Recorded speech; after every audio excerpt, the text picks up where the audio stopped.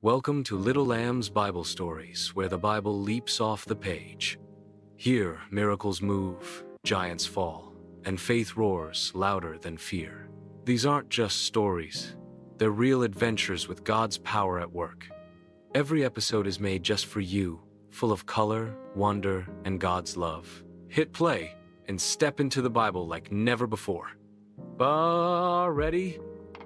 Let's go. And remember to subscribe, like, and share.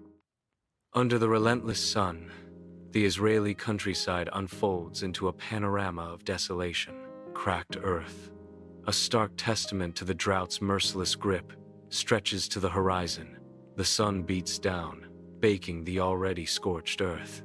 Silence blankets the scene, broken only by the wind whispering across the desolate expanse. The parched land lies in wait, yearning for the rain that seems forever lost.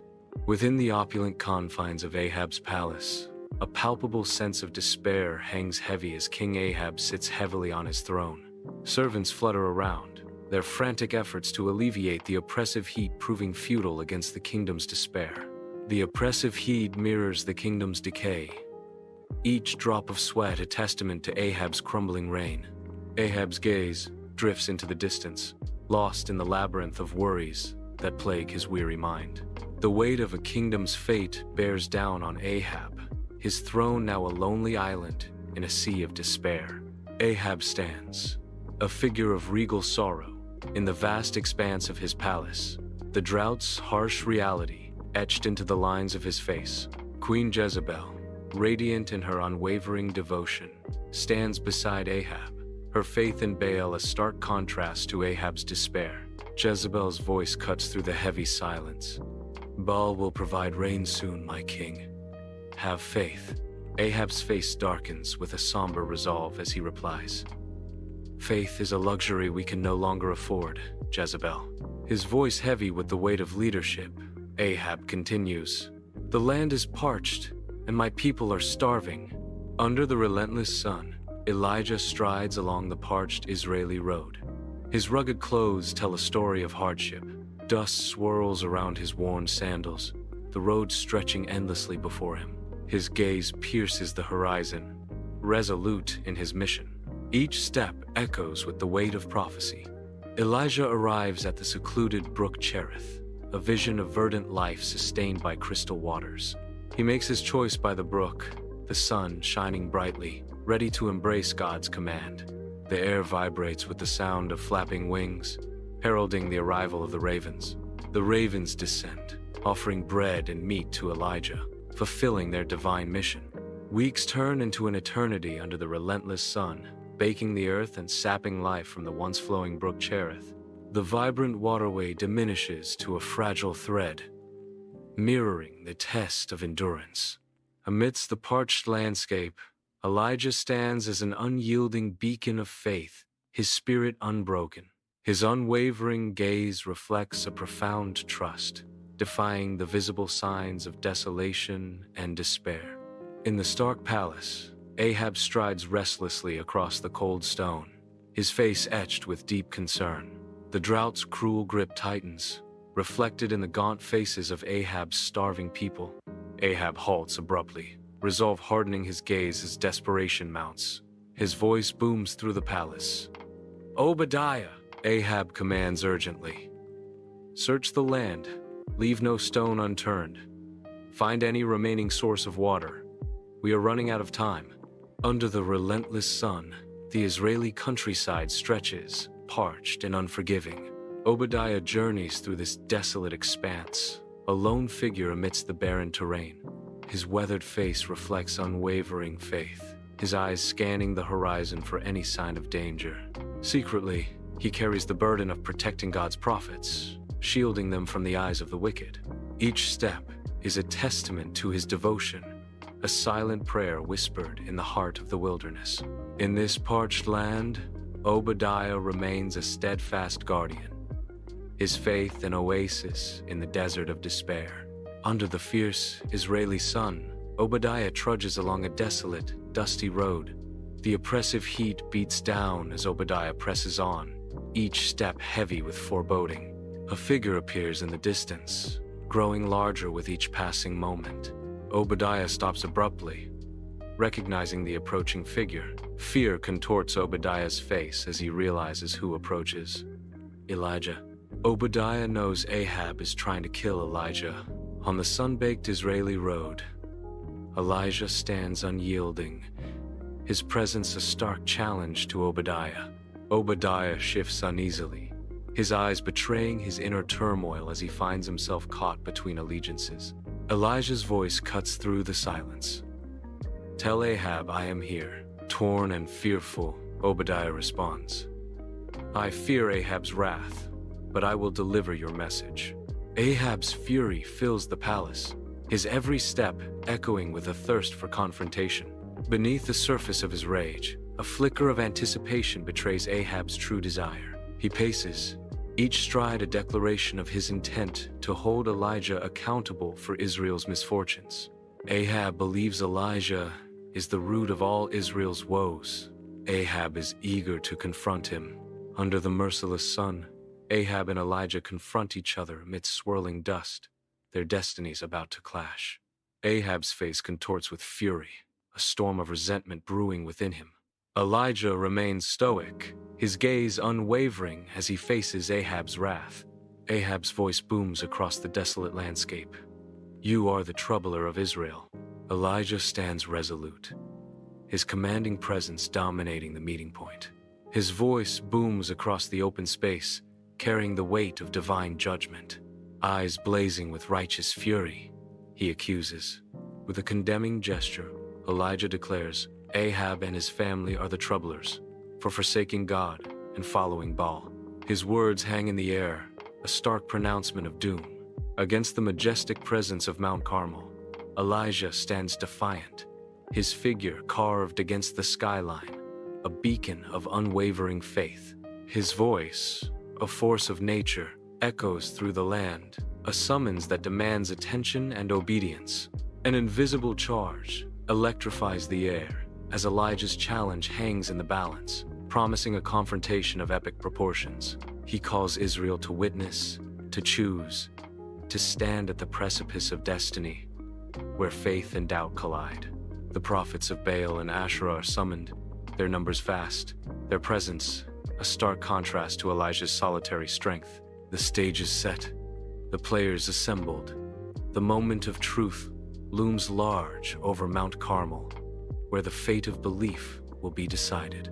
On Mount Carmel, Ahab nods, his face carved with grim resolve. Ahab's signal ignites immediate action, his attendants scatter. Messengers on horseback thunder into the distance, their horns cutting through the air. The decree echoes across Israel, carried by the wind and the beating hooves. Dust devils dance as the messengers vanish, their mission hanging heavy in the air. Gather the people and the prophets on Mount Carmel. A vast multitude gathers on the slopes of Mount Carmel, a sea of faces etched with anticipation and doubt. The prophets of Baal stride confidently into the assembly, their ornate robes billowing with each step. The crowd is hushed, a mix of anticipation and skepticism palpable in the air as the prophets advance. The prophets walk into the center, their robes shimmer, their eyes filled with pride. The multitude watches, a silent wave of expectation rippling through their ranks as the prophets prepare to present their claim. The prophets of Baal stand, their faces radiating power as they survey the eager crowd. Under the relentless sun, Elijah stands defiant on Mount Carmel, a solitary figure against the vast expanse. A sea of faces stretches before him, their expressions a mix of doubt and anticipation. Elijah's voice cuts through the air, challenging their divided loyalties. How long will you waver between two opinions? His words hang heavy in the air, a stark ultimatum echoing across the mountain. Elijah's gaze sweeps over the multitude, his voice rising with conviction. If the Lord is God, follow him. He delivers the final challenge, his voice resonating with unwavering faith. But if Baal is God, follow him. On Mount Carmel, a crowd gathers, their silence heavy with doubt.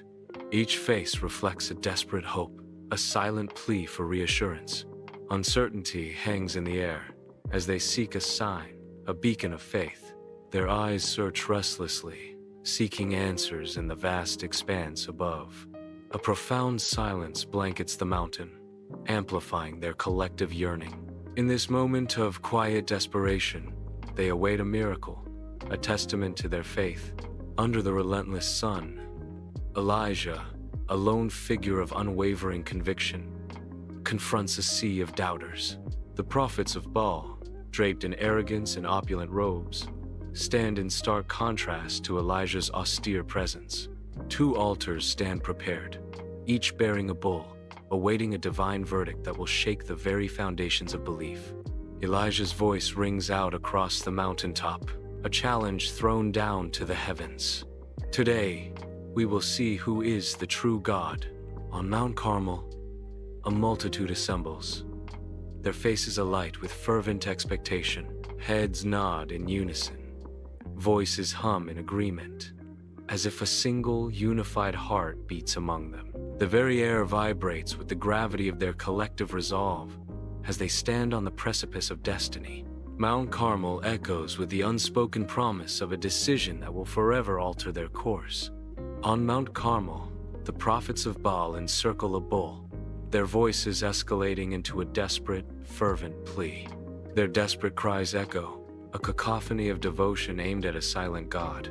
Driven to extremes, some prophets slash at their own skin with swords, a macabre display of faith. The mountain stands in stoic silence, indifferent to their agony and devotion. No divine answer descends. Their cries fade into the vast emptiness of the sky. Under the sun's oppressive glare on Mount Carmel, the prophets of Baal are writhing. Their voices grow hoarse as they chant, desperation painting their faces. In a frenzy, they slash their arms, their fervent pleas unanswered.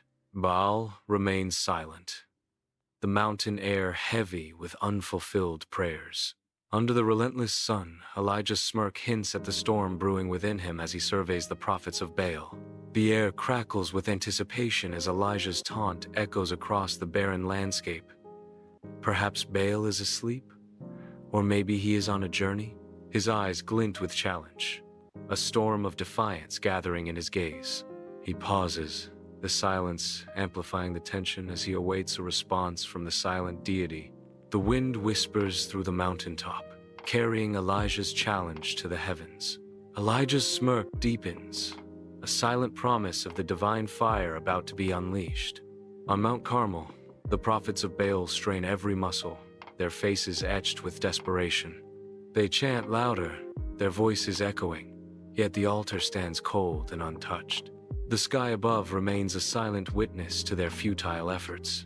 Their hope dwindles under the unyielding sky as the sun beats down.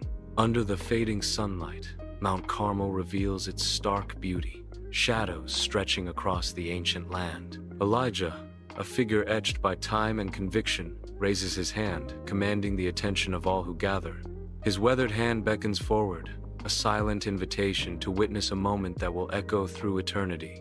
The crowd moves, drawn by an unseen force, their faces a mixture of hope and trepidation. The landscape watches as the ancient mountain prepares to host a scene of divine power. Under the vast sky of Mount Carmel, Elijah begins the arduous task of rebuilding the broken altar. With weathered hands, he meticulously fits each stone, restoring the sacred structure.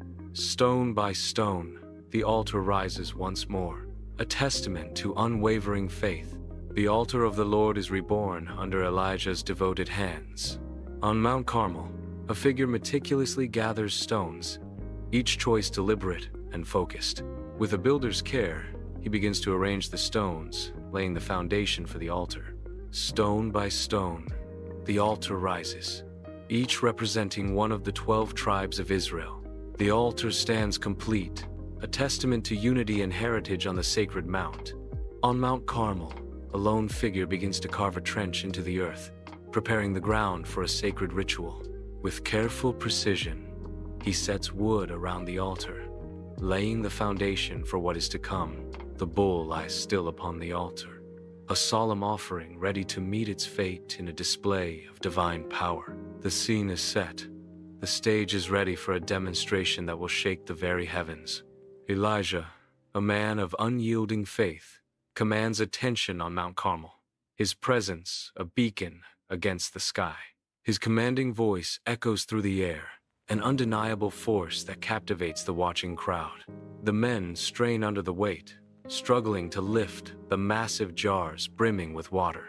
With a final surge, they heave the water-filled jars, drenching the altar and its sacrifice. Water cascades down, a torrent saturating the wood and flooding the ground around the ancient altar. The altar stands drenched, a testament to unwavering faith amidst the gathering silence. On Mount Carmel, the altar awaits its deluge as they prepare to follow precise instructions.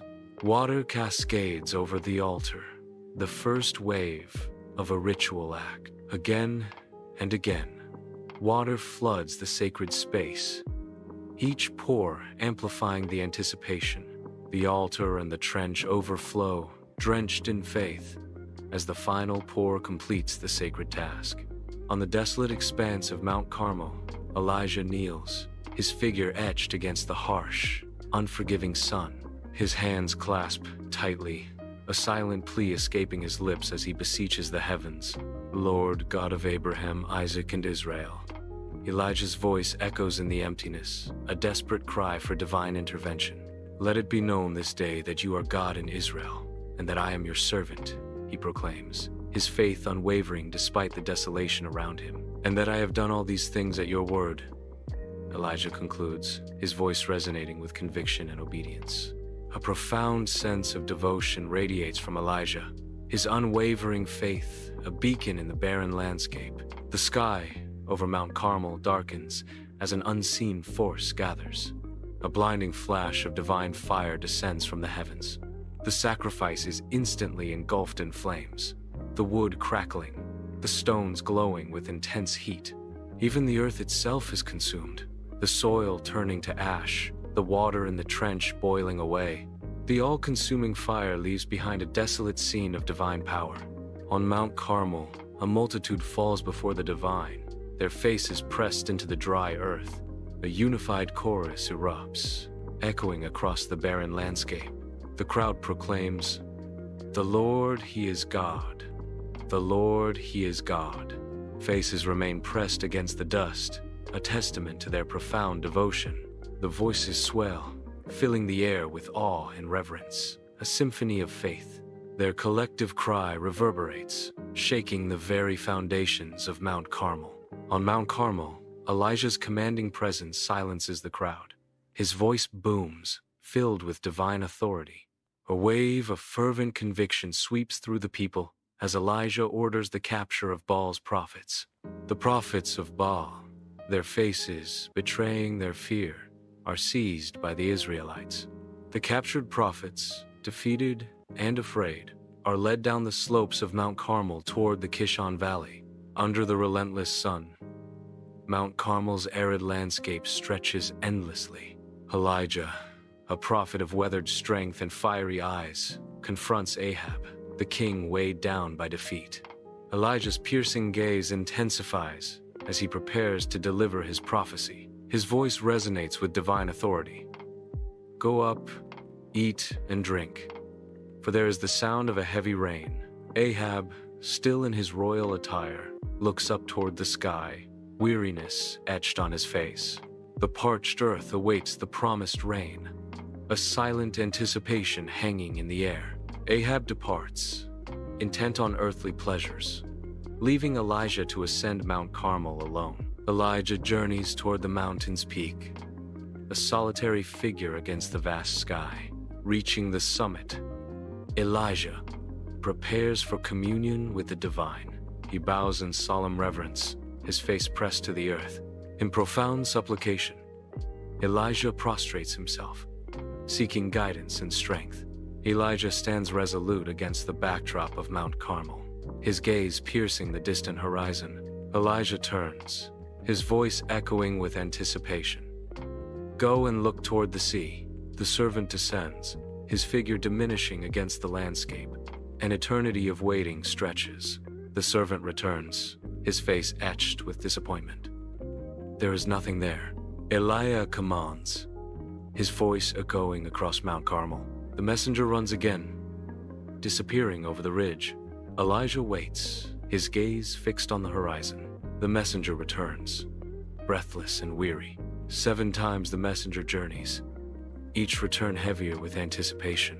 Under the scorching sun on Mount Carmel, a lone servant scans the seemingly endless horizon. His eyes narrow, focusing on a distant vision amidst the vast expanse of the sea. A moment of revelation dawns as he notices something arising from the sea. He declares, "A cloud as small as a man's hand is rising from the sea." On Mount Carmel, a storm gathers as dark clouds ominously fill the horizon. Elijah gestures dramatically, his face etched with a divine urgency, as nature's fury brews. Elijah turns to his servant, the weight of his command heavy in the air. With the storm closing in, Elijah urgently commands, "Tell Ahab to hitch up his chariot and go down before the rain stops him." The servant's eyes widen, recognizing the critical need to relay Elijah's warning.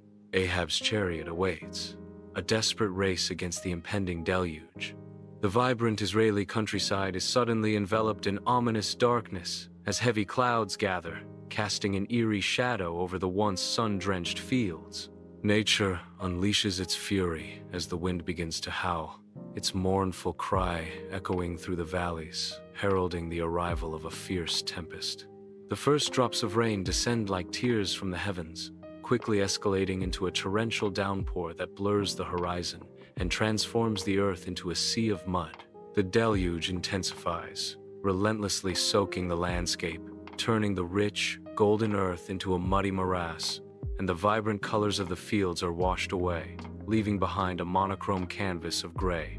The storm rages on, a symphony of wind and rain, as the Israeli countryside weathers the onslaught, its resilience tested by the elements. Across the sun-drenched Israeli countryside, Ahab's chariot speeds toward Jezreel, a symbol of royal ambition. Elijah, divinely empowered, becomes a force of nature. Outpacing the king's thundering steeds, the relentless Elijah surges ahead, a lone figure challenging the king's authority. Ahab's chariot races, dust swirling around the wheels, the destination of Jezreel drawing ever closer. Elijah continues to run ahead of Ahab, their paths converging on the distant city of Jezreel. Ahab, in the grandeur of his palace, recounts the recent events to Jezebel, his voice laced with fury and disbelief. Ahab's eyes blaze with rage as he declares, "Elijah has done it all." His voice rising, Ahab continues, his words heavy with accusation. "He killed all the prophets of Baal." Jezebel listens intently, her expression hardening with each word. The weight of Ahab's revelation hangs heavy in the opulent palace. In the opulent hall, Jezebel's rage fills every corner, her face a mask of fury. Servants recoil as Jezebel's fury intensifies. Seizing parchment and quill, Jezebel furiously pens a deadly decree. Her voice drips with venom as Jezebel declares, "Tell Elijah, by this time tomorrow, you will be as dead as my prophets." The message is sealed, a death warrant delivered with royal authority. Across the rugged Israeli countryside, Elijah flees, his face a canvas of raw fear. He stumbles into Beersheba in Judah, his body screaming for respite. Exhaustion clings to him like a shroud as he scans the desolate landscape. With a weary gesture, he directs his loyal servant to remain behind. The servant halts, his expression a mix of concern and obedience. Elijah turns away, ready to confront his destiny alone in the stark wilderness. Under the relentless sun, Elijah ventures into the stark wilderness, each step a testament to his growing weariness. The endless expanse stretches before him, a barren landscape reflecting his inner desolation. A solitary broom bush appears on the horizon, a meager promise of respite in the overwhelming heat. With heavy limbs, Elijah collapses beneath the bush, seeking shelter from the sun's harsh glare. Beneath the meager shade, Elijah cries out, "I have had enough, Lord." His voice heavy with despair, he continues, "Take my life. I am no better than my ancestors." In the vast wilderness, exhaustion overtakes him as he succumbs to the earth's embrace. Beneath the shadowy shelter of a wild bush, he finds solace and rest. The wilderness cradles him in a peaceful slumber. Under the protective canopy of green, the day's trials fade as he drifts into a deep, restorative sleep. The wilderness, his silent guardian. In the desolate wilderness, an angel appears, its radiant wings bathing the landscape in a divine glow. The angel descends gracefully, a beacon of hope in the barren expanse. With a gentle touch, the angel offers comfort and purpose. Get up and eat. The angel's words echo with divine assurance, a promise of sustenance and strength. Elijah, stranded in the wilderness, scans the horizon, his gaze filled with uncertainty. Amidst the desolation, hope flickers as he discovers a loaf of bread baked over hot coals, alongside a jar of life-sustaining water. With desperate hunger, Elijah devours the bread, savoring each bite as if it were his last. He drinks deeply from the jar, the water quenching his parched throat and reviving his weary spirit. His strength renewed, Elijah lies down, seeking solace and rest beneath the vast expanse of the wilderness sky. In the vast wilderness, the angel of the Lord descends from the heavens, wings fluttering softly. The angel approaches, extending a hand with celestial grace. The angel's touch graces his shoulder, imbued with holy power. The angel of the Lord speaks with divine authority. Get up and eat, for the journey is too much for you. His words echo through the wilderness, promising strength and sustenance. In the stark wilderness, a lone figure rises, seeking sustenance from the harsh landscape. He drinks deeply, the water fortifying him for the trials ahead. Thus fortified, he embarks on a journey across 40 days and 40 nights. Across the vast expanse, he continues forward, driven by an unseen force. At long last, he arrives at Horeb, the mountain of God, its peak piercing the heavens. Under the vast sky of Mount Horeb, a lone figure begins his solemn journey. He approaches a dark cave, a stark contrast to the bright day. Entering the mouth of the cave, he steps away from the light. Deeper into the cave's embrace, shadows dance around him as the day fades. He settles in the dim cave, preparing for a night of unknown. The landscape stretches, desolate under the harsh sun. Only the wind dares to disturb the stillness. Elijah stands alone, a solitary figure, dwarfed by the immensity of Mount Horeb. His robes billow around him, a stark contrast to the unyielding stone beneath his feet. A voice echoes across the mountain, breaking the silence. What are you doing here, Elijah? The vastness of the mountain amplifies the question, demanding an answer from the weary prophet. Upon Mount Horeb, Elijah stands resolute, his expression a stark portrait of conviction tinged with exhaustion. His voice resonates with unwavering zeal. I have been very zealous for the Lord God Almighty. A lament echoes through the air. But the Israelites have rejected God's covenant, torn down his altars, and put his prophets to death. In a moment of stark loneliness, he reveals, I am the only one left, and now they are trying to kill me too. Mount Horeb looms, its peak piercing the cloudless sky. A lone figure stands in silhouette, awaiting destiny. The wind howls, carrying whispers of dry earth and the distant promise of storms. Anticipation hangs heavy as the Lord prepares to pass by, the air vibrating with unseen power. He waits patiently, enveloped by the raw, untamed energy of the approaching divine presence. The air crackles, a palpable sense of expectation filling every inch of the mountain. A moment of profound stillness as the boundary between the mortal and the divine blurs. A fierce wind descends upon Mount Horeb, ripping through the landscape with untamed fury. Rocks shatter and mountains crumble, yet the divine presence remains elusive. The earth trembles violently, an earthquake shaking the very foundations of the mountain. The violent earthquake subsides, leaving the landscape scarred but the divine presence still unfelt. An unsettling calm blankets Mount Horeb, the absence of divine manifestation hanging heavy in the air. Dust settles over Mount Horeb, the aftermath of the earthquake hanging heavy in the air. Smoke plumes rise in the distance, a testament to a fire that carries no divine presence. Silence descends, broken only by the faintest whisper, a breath of the divine. The gentle whisper brushes past, a soft and subtle presence felt but not seen. Mount Horeb stands in solemn stillness, awaiting a revelation carried on the wind. On Mount Horeb, a soft whisper cuts through the vastness. Elijah pauses, a flicker of recognition crossing his face. Driven by an unseen force, he raises his hands to pull his cloak over his face.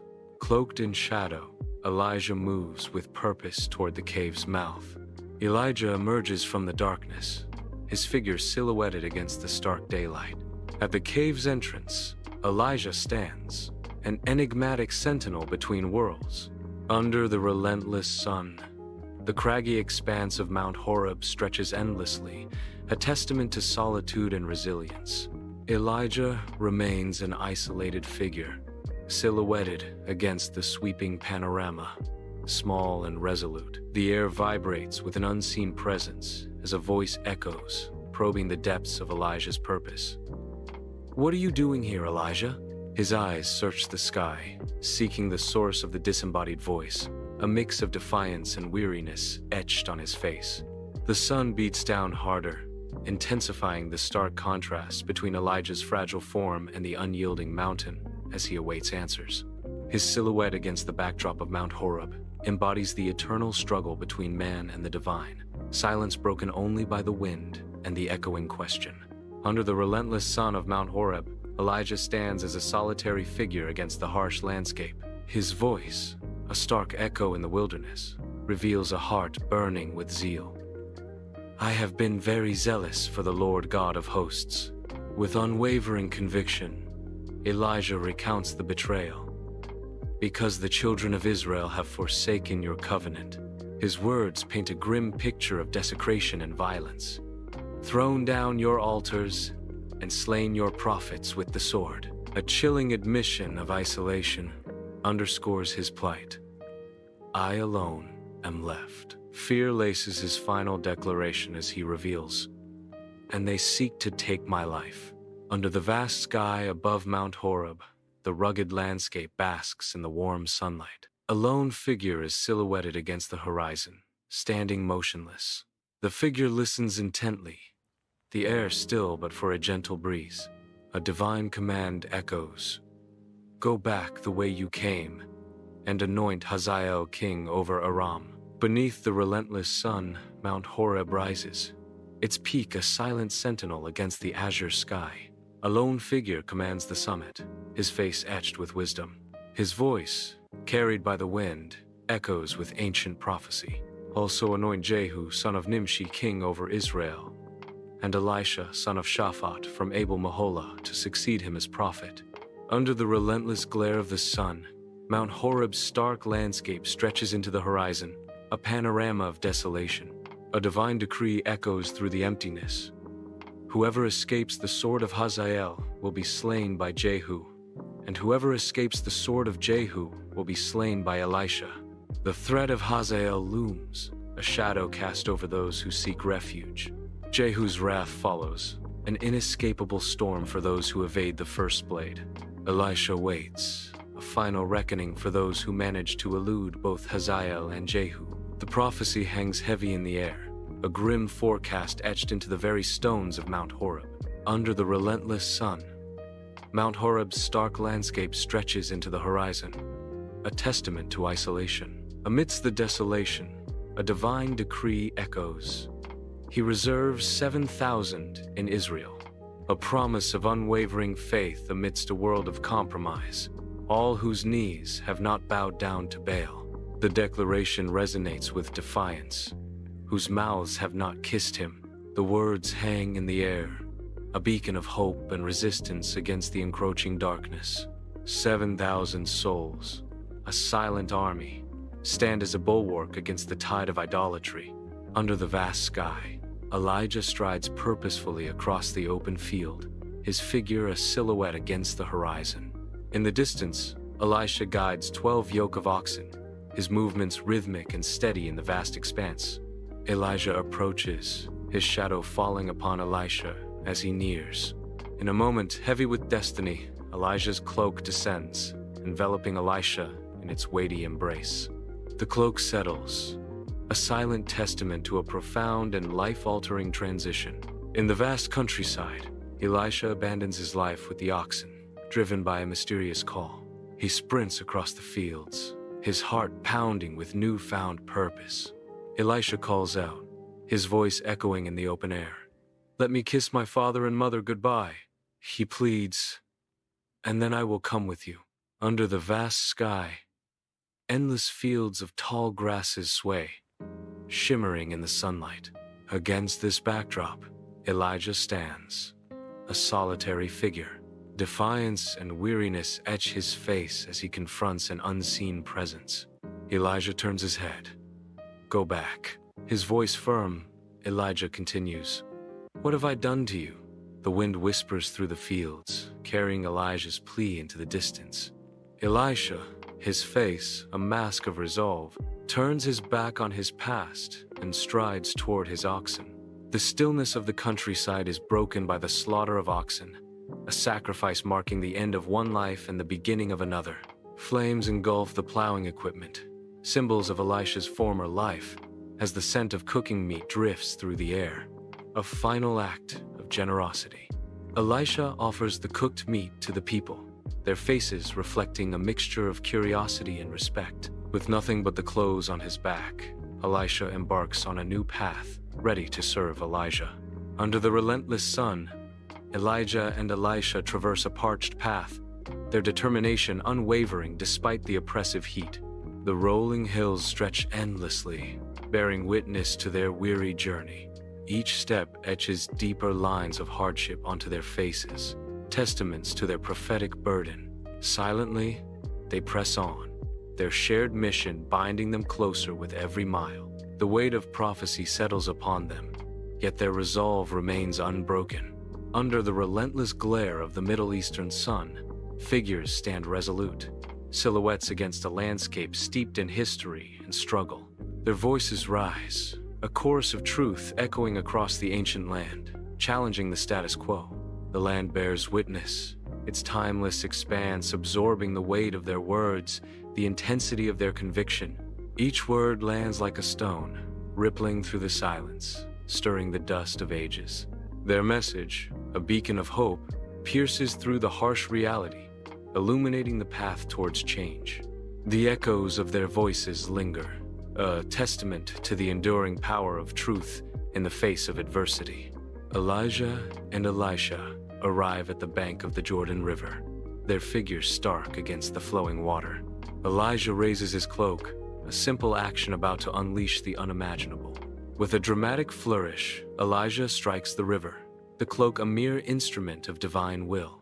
The waters part in awe, revealing a path of dry ground where moments before there was only river. Elijah and Elisha step onto the riverbed, walking with purpose between the towering walls of water. They cross over on dry ground. On the serene banks of the Jordan River, Elijah and Elisha pause, the gentle flow of water reflecting the bright, watchful sun. Elijah turns, his gaze piercing Elisha's, a profound question hanging in the air between them. With a voice full of gravity, Elijah asks, "Tell me, what can I do for you before I am taken from you?" The question hangs heavy, a moment of destiny poised on the edge of eternity. Under the relentless sun, the Jordan River glimmers, a silent witness to destiny. Elisha, eyes burning with fervent hope, stands before Elijah, whose weathered face speaks of trials endured. The breeze whispers through the reeds, carrying secrets of old as Elisha prepares to make his plea. With unwavering resolve, Elisha implores, "Let me inherit a double portion of your spirit." Elijah listens, his expression unreadable, as the weight of Elisha's request settles upon him. The river flows on, indifferent to the momentous exchange, carrying the hopes and burdens of generations. The Jordan River flows, sunlight dancing on its sacred surface. Elijah stands firm, his gaze unwavering as he faces his destined successor. Elijah declares, "You have asked a difficult thing. Yet if you see me when I am taken from you, it will be yours. If not, it will not." His words hang in the air, a challenge and a promise intertwined. Elijah and Elisha walk side by side along the Jordan River, their voices echoing in the open air. Suddenly, a terrifying sight unfolds before them. A chariot of fire pulled by horses of fire descends from the sky. The fiery chariot separates Elijah and Elisha, creating an impassable divide between them. Elisha cries out in anguish, my father, the chariots and horsemen of Israel." Elijah ascends to heaven in a whirlwind of fire and glory, leaving Elisha alone on the riverbank.